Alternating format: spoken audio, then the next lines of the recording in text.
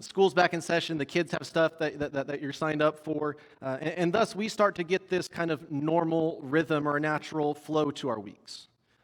You'll look at your calendar and you'll notice that your weeks start to be filled with the things that you choose, things that you value the most.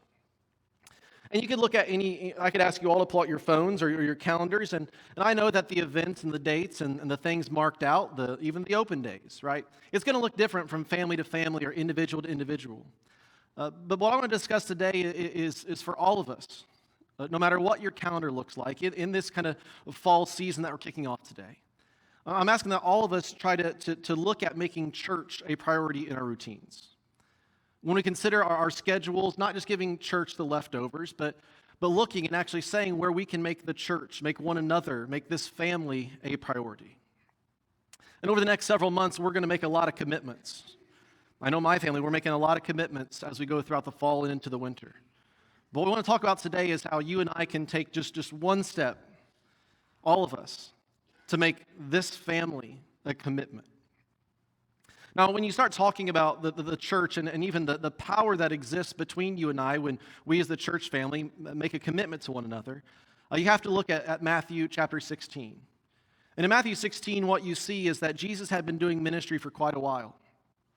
People are starting to notice that as he goes from town to town, powerful things are happening. People are starting to wonder, who is this guy? And so Jesus, he's walking to one of these towns with his disciples, those closest followers of his. And so he asks him, he says, guys, what are you hearing about me, right? What's the scuttlebutt? Like, what are people saying about us? What do they think's happening here?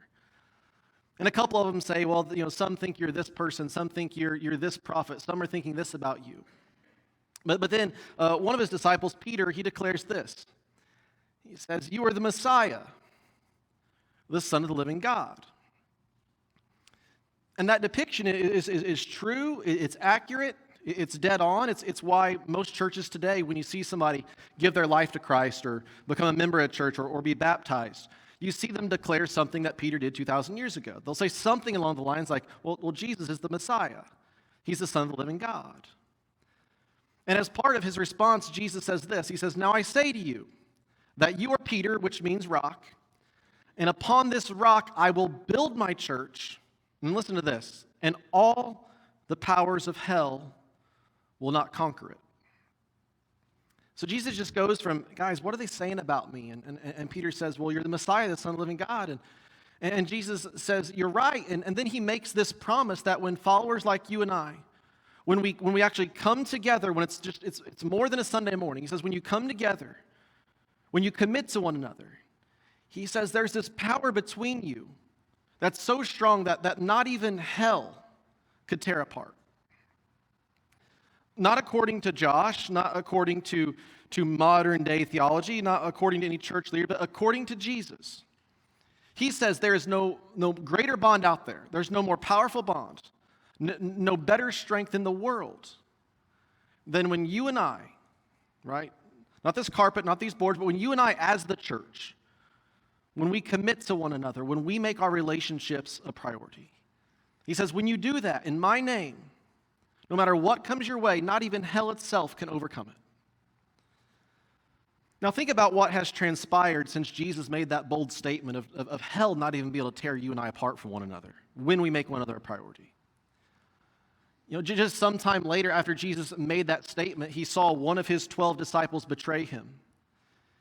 He saw the religious leaders with the backing of the Roman government.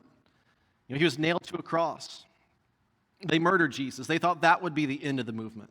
They thought that moment when Jesus died on a cross outside of Jerusalem, they said, this is going to be the moment where hell is going to tear all of this apart. This church, this Christianity will be no more. And that left just 11 followers, 11 imperfect followers to carry on Jesus' mission. Now, when you get into the minutia of Jewish numerology and the significance behind numbers, 12 was one of the perfect numbers in the Jewish religion. They'd say 12's perfect. And so by having 11, with Judas being out of the picture because of betraying Jesus and then taking his own life, because of 11, what that's saying in that Jewish religion is that's not enough, that's not perfect. It's imperfect. What could they ever do? And it was left to 11 men to carry on this idea of Christianity, to carry on this idea of the church. And as of today, there's over 2 billion people who call themselves Christians. And that's crazy when you think about what happened to some of those early followers, right? Maybe they would die out. Or maybe the movement would die out once they were no longer in this world. And when you think about some of them, you think about Andrew, who was crucified in what's now considered Russia. Peter, who we just read his words, he was beheaded in Rome by the Emperor Nero.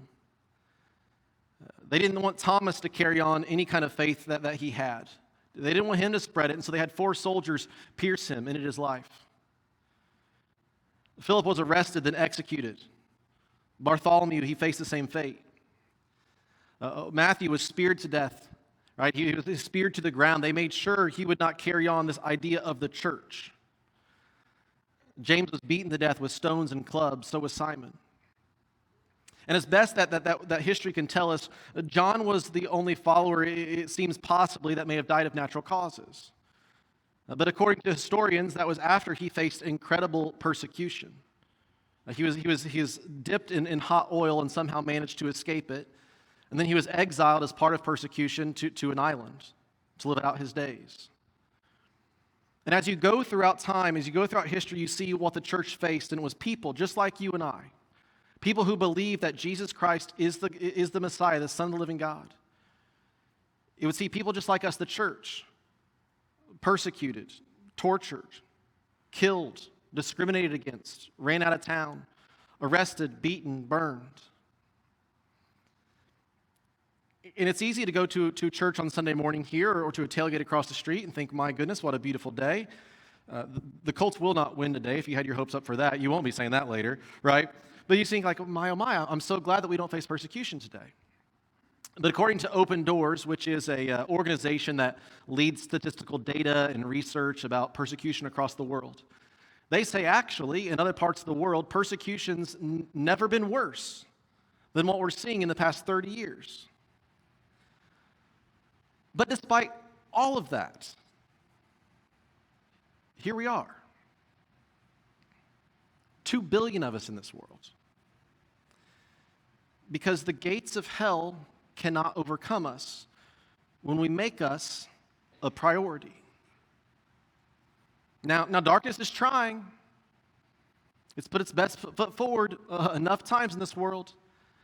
It's taken out the people who are trying to spread the message faithfully. We see that all throughout history. But Jesus' promise is true. The gates of hell will not overcome a church who takes one another seriously. I mean, the power, the supernatural power between us, when we take us seriously, it's wild. Hell can't touch us. Now, the book of Hebrews, it's a powerful book of our Bible for a lot of different reasons. It has all kinds of truth that's, I think, is very relevant to how you and I are living our lives today. But it has a lot of truth that is so relevant to how we interact and how we make one another a priority in our lives.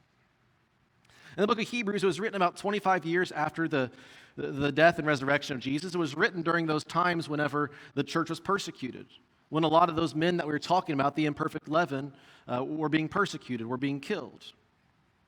And one of the main goals of the book of Hebrews was to encourage people like you and I to not give up.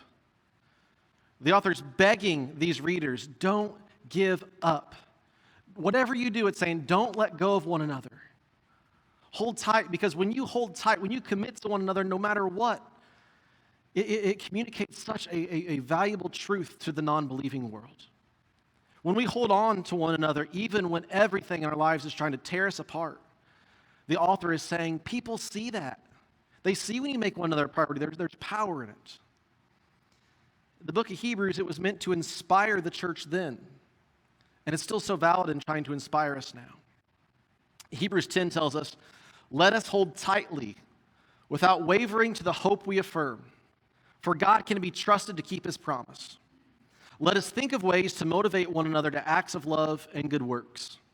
And then verse 25 here, it's so powerful. It says, and let us not neglect our meeting together as some people do, but encourage one another, especially now that the day of his return is drawing near.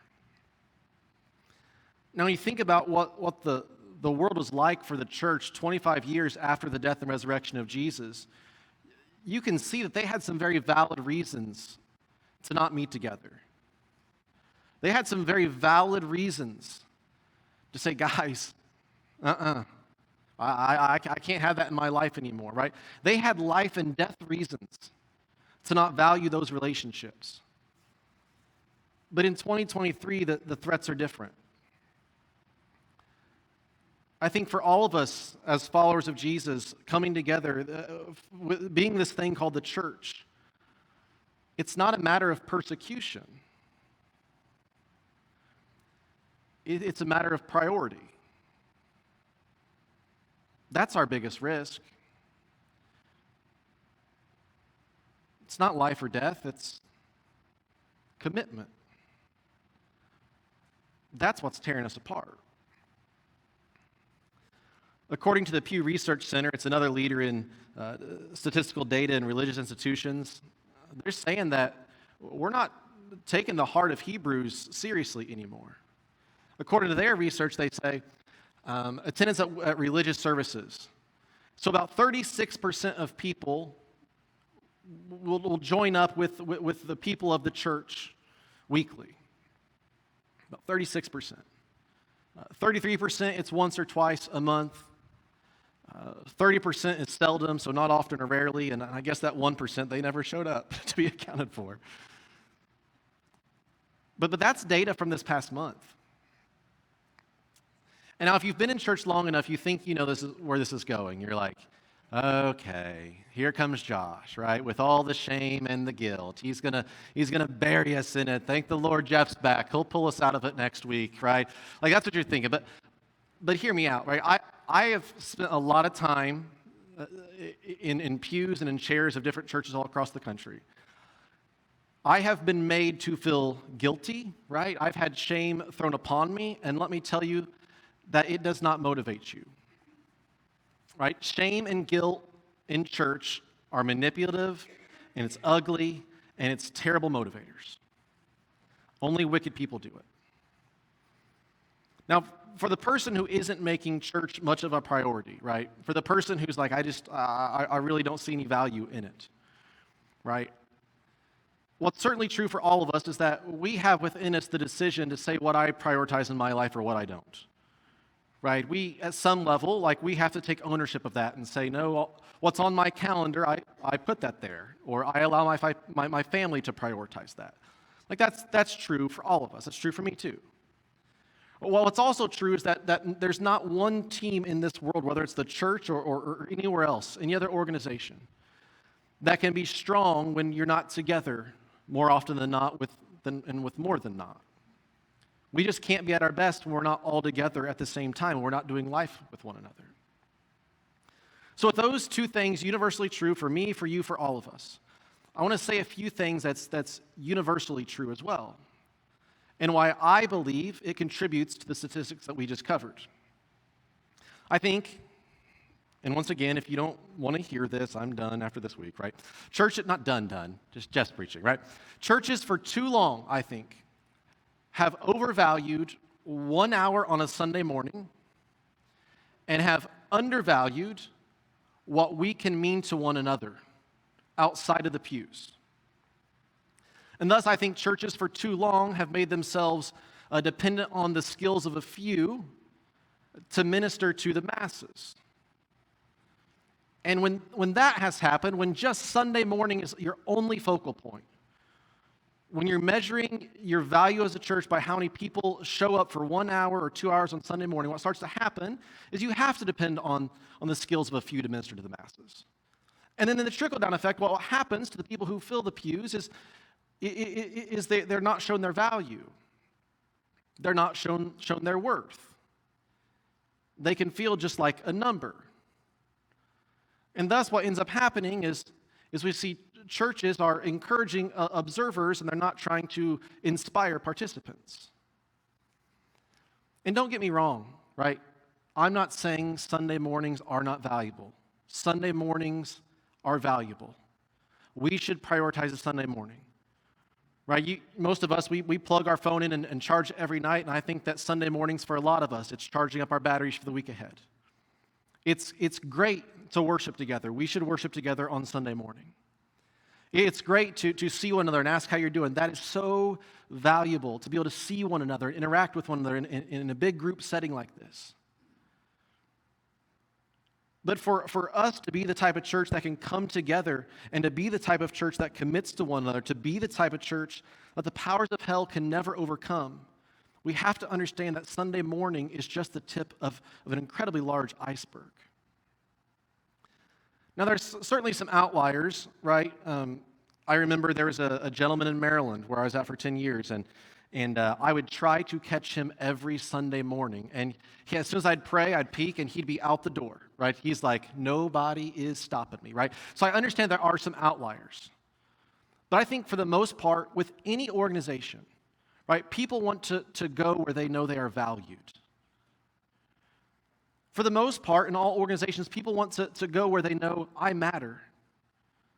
They want to know when they show up that they're contributing to something, that they're making a difference. And according to Scripture, not just according to Josh, but according to Scripture, biblical truth that never dies, everyone in the church, with whatever gifts and abilities God has given you, it's all essential, right? Not just a few. Some of us remember the dark days of the pandemic when businesses and organizations were labeling some people as essential, non-essential, which, boy, it's never felt better to be called non-essential in the midst of a global pandemic, right? There's probably some better words to use. But according to the New Testament, according once again to biblical truth that never dies, the biblical truth that tells us the foundation of a church and how when it functions the right way, the gates of hell will never overcome it. According to the church, according to Scripture, that's timeless and ageless. The church is at its best when all of us see ourselves as essential. When we all understand that God has given us functions and gifts that we can use to strengthen this place on the inside.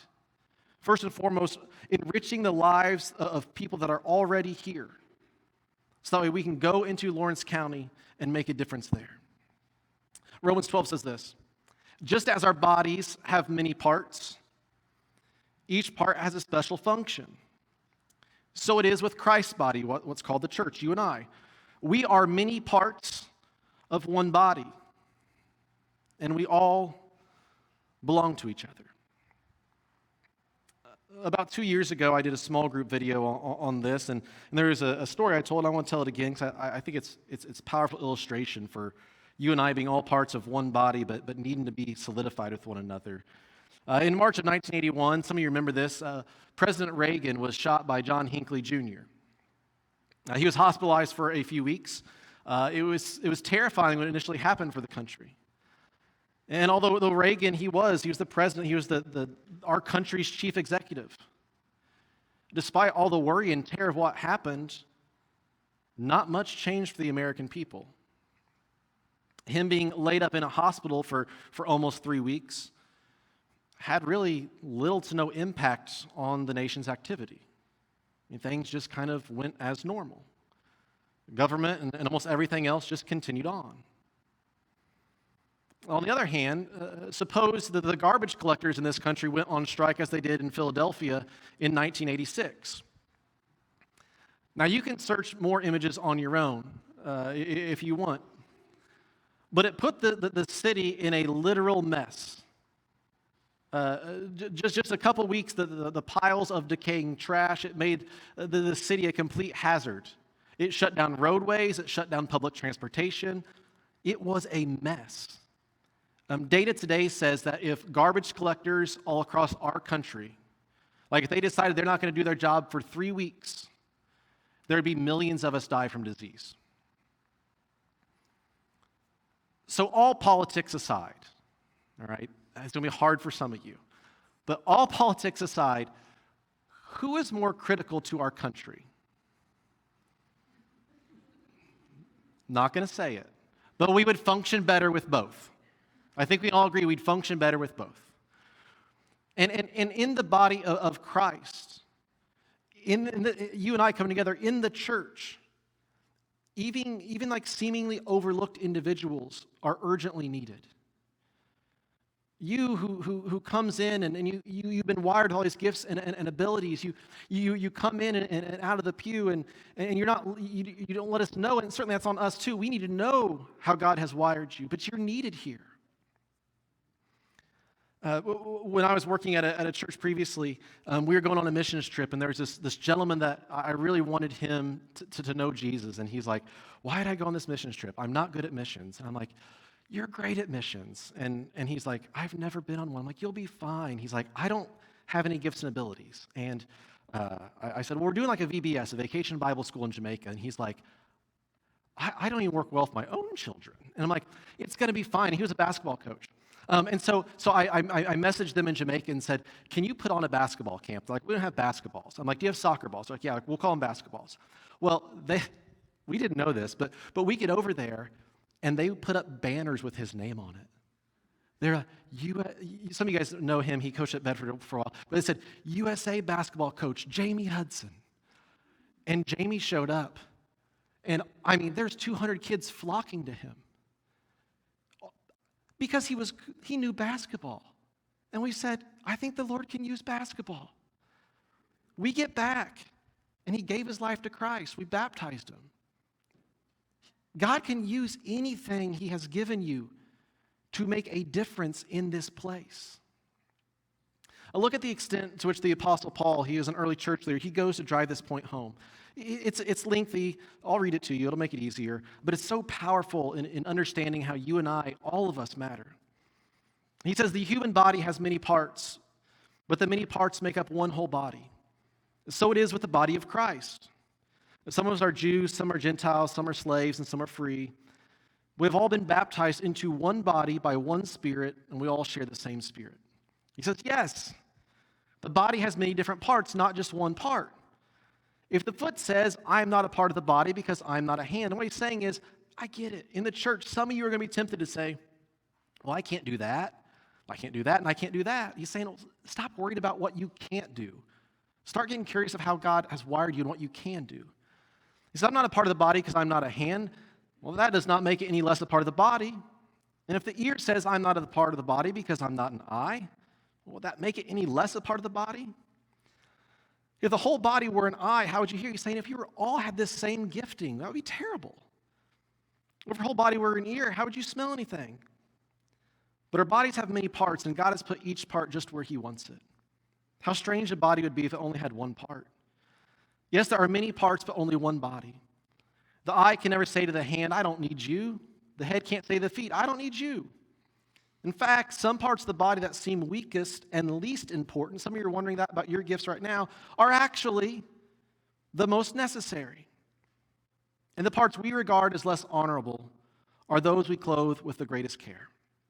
So we carefully protect those parts that should not be seen, while the more honorable parts do not require the special care. So God has put the body together such that extra honor and care are given to those parts that have less dignity. This makes for harmony among the members, so all the members care for each other. If one part suffers, all the parts suffer with it. And if one part is honored, all the parts are glad. All of you, together, are Christ's body, and each of you is a part of it. I can't state that any more powerfully or clearly than the Apostle Paul did some 2,000 years ago. Here's the point. You matter. Exactly how you are wired, found by Jesus, with all your gifts and abilities, you matter, and we are stronger when you come forward with those gifts and abilities. We are stronger as the church when we commit to one another, just as you are. And I can tell you, there's all kinds of church growth strategies. I could numb you in an afternoon with tricks and books and tips and podcasts. There's conferences with new cutting-edge technology. It tells you all the way that things should be done in a church now. And if we do this thing now, that's how you're going to be the best church possible. 6 months later, they'll say, "Well, that's the old way of doing it. If you do it this way, Or your church will be busted at the seams. You'll be the best you've ever been. And can I tell you what I love about this church up on this hill in southern Indiana is that your leadership and Jeff don't exhaust you with that. They just teach you the Bible. You're not guinea pigs. You matter. And what's been true always for the church since Jesus established it and said the gates of hell will never overcome it, and what's still true to this day, and it'll be true until Jesus comes back, is that when we are in this together, not even the gates of hell can tear us apart. When we come forward with our gifts and abilities and say, this is how God has wired me, and we put it to work here, we build this foundation here that will charge into Lawrence County and change more lives than we could ever imagine. In our fall kickoff, it is the perfect opportunity, right, to come together and think about how we as a church, as one another, can do just that. You were handed a paper when you came in this morning with some just different ways that we as a church need your help. One of the first ones there is listed as kids ministry. And some of you are thinking, I come here to not be with my children. Why would I go reinsert myself into their lives? Right? I get it, right? I totally get it. But personally, can I tell you that my kids love Jesus? I have a 5-year-old, a 3-year-old, 1-year-old. They love Jesus so well because of people at this church who pour into their lives. I have a 5-year-old, a 3-year-old, and 1-year-old. There was one Sunday when I had preached a couple services in Bloomington, came home, and some of you with multiple kids, you know there's this sweet spot.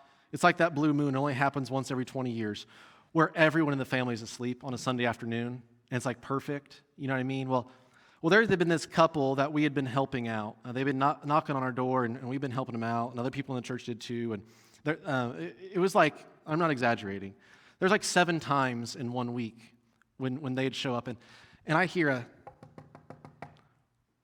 right when everyone is about asleep. I look at my Ring camera. I see them waving.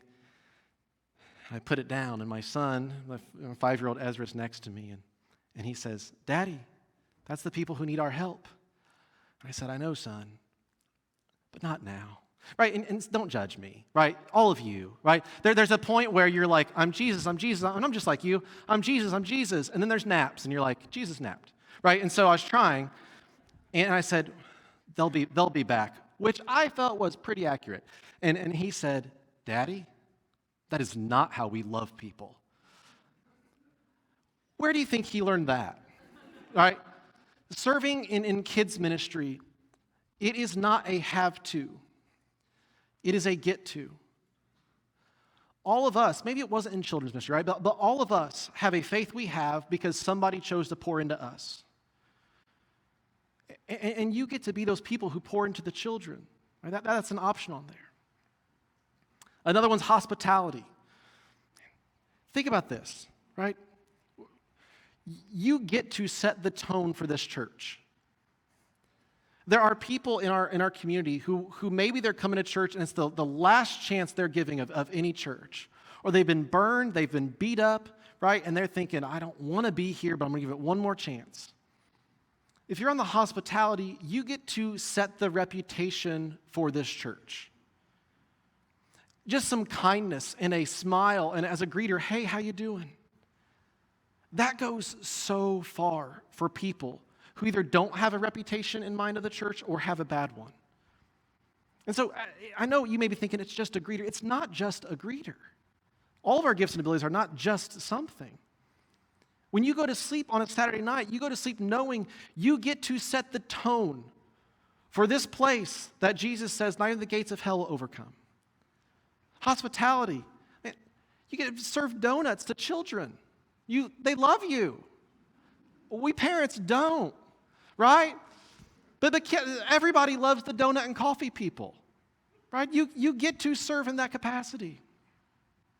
A Connect team, right? One of the most intimidating things to do is this bland, awful experience called church shopping. Maybe you've been a part of it.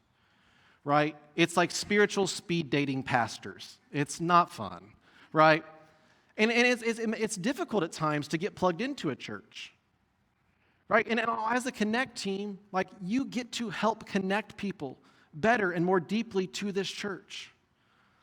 Some of you are so hospitable that you could go up and see that somebody's new, or you could call them on the phone, and you could make, just as you are, make such a powerful difference in their lives by tethering here to this church. And certainly if there's skills or talents that God has given you, like we can't list them all, but if you're like, Josh, I make a mean mashed potato, there's space. Just Jill makes a mean mashed potato, right? Put it right there, right? If you're like, look, I'm not great at all these other things, like I'm fairly grumpy, I shouldn't be around kids, I don't even like donuts. If that's you and you're like, well, I have nothing, right? Maybe you've been married for like 30, 40, 50 years.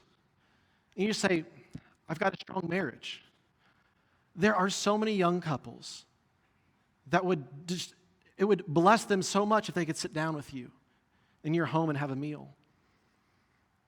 Our church is going to be celebrating next month the 1-year anniversary of our bed ministry.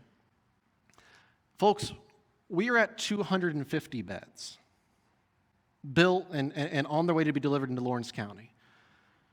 And I tell you what, I have no skills and ability to make that happen. But there are people who said, hey, I'm an engineer. Can I help? Yeah, like the bed ministry is successful because of God, but on the backs of people who they wouldn't be able to check one of these boxes. But they have unique skills and abilities. There's a lot of projects around here. Maybe you're like, I'm great at carpentry. Man, just jot that down, whatever it is. But maybe as you consider the fall kickoff and as a church entering into this new season, there's steps you need to take to allow your family or you as an individual to be spiritually healthy in this season. MPCC 101, we already talked about that. Maybe it's for you, it's learning about baptism. Because I can tell you, giving your life to Christ and being baptized is the best decision you'll ever make in your life. It's this first step, and you may be thinking, well, I've got to have it all figured out. No, you don't. We're all a work in progress. We all come with an as-is tag. We're all from the scratch and dent section. Part of giving your life to Jesus is figuring it out. If you'd like to talk about what that looks like, just jot it down. I talk a lot about small groups because I don't think there's any more powerful thing in a church than small groups.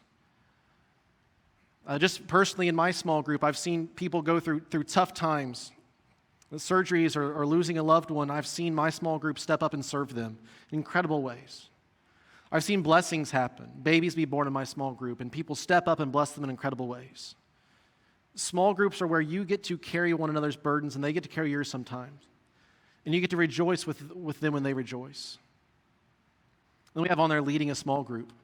We need more people willing to lead and shepherd people in small groups. Now, I know that some of you have already committed to some of this. Please, this is not guilt, this is not shame. I'm thankful you've committed to it. But I cannot state it any more clearly than the Bible has. We are better when we are together. When we commit to one another, not even the powers of hell can tear us apart. This is more than just checking a box. It's about participating in the promise of Christ. It's more than just joining a team.